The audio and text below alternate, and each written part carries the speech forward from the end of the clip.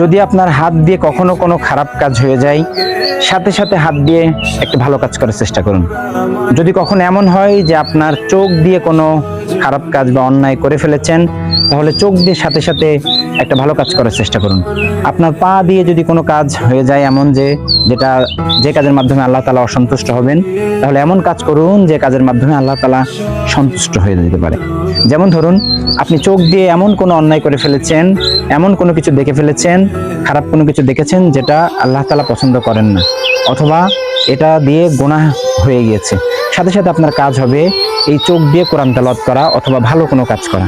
যদি আপনার হাত দিয়ে কোনো অন্যায় হয়ে যায়, তাহলে আপনার উচিত হবে এই হাত কোরআনের আয়াতের উপর রেখে ভালো কাজ করা, অথবা হাতের মাধ্যমে ভালো কোনো কাজ করা, দান সদকা করা। যদি আপনার পায়ের মাধ্যমে কোনো ধরনের অন্যায় অপরাধ বা কোনো ধরনের পাপ হয়ে যায়, তাহলে আপনার উচিত হবে সাথে সাথে এই পায়ের মাধ্যমে হেঁটে হেঁটে মসজিদে যাওয়া, বা মানুষকে দাওয়াতি কাজ করা, অথবা মানুষকে দান সদকা করার জন্য এগিয়ে যাওয়া, আল্লাহ তাআলার কাছে তওবা করা যে আল্লাহ, আমার এই চোখের মাধ্যমে, আমার এই হাতের মাধ্যমে বা আমার এই পায়ের মাধ্যম দিয়ে আমি একটা বড় অন্যায় করে ফেলেছি। হে আল্লাহ, তুমি আমাকে ক্ষমা করে দাও, আমাকে এই পাপের কাছ থেকে মুক্তি দাও।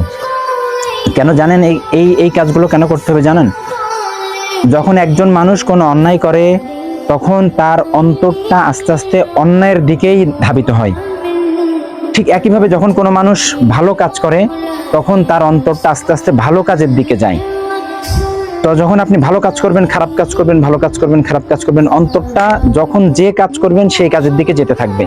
যদি কন্টিনিউ আপনি খারাপ কাজ করতে থাকেন, তাহলে অন্তরটা খারাপের দিকে যাইতে যাইতে যাইতে যাইতে একটা সময় এমন হবে যখন ভালো কাজ করার মন মানসিকতা আপনার আর থাকবে না, ভালো কাজ করার মতো এনার্জি থাকবে না, ভালো কাজ করার মতো কোনো ধরনের চাহিদা আপনার থাকবে না।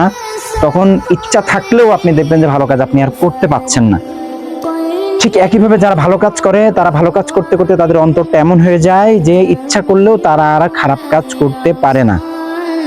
এজন্য যখনই কোনো কাজ আপনার মাধ্যম দিয়ে কোনো খারাপ কাজ হয়ে যাবে, সেটা যে অঙ্গের মাধ্যমেই হোক, শরীরের যে অংশ দিয়েই হোক না কেন, চেষ্টা করতে হবে সাথে সাথে সেই অংশের মাধ্যমেই নতুন করে ভালো একটা কাজ করে আল্লাহ তাআলার কাছে ক্ষমা চাইতে।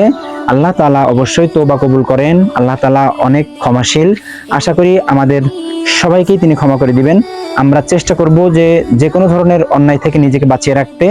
এরপরেও যদি মানুষ হিসেবে আমাদের কোনো ভুল হয়ে যায়, যদি কোনো অন্যায় হয়ে যায়, তাহলে আমরা চেষ্টা করব আল্লাহর কাছে ক্ষমা চেয়ে নিতে। আল্লাহ তাআলা আমাদেরকে যেন ক্ষমা করে দেন, আমাদের সামনের দিনগুলো যেন ভালো যায়, সেভাবে আমরা চেষ্টা করব।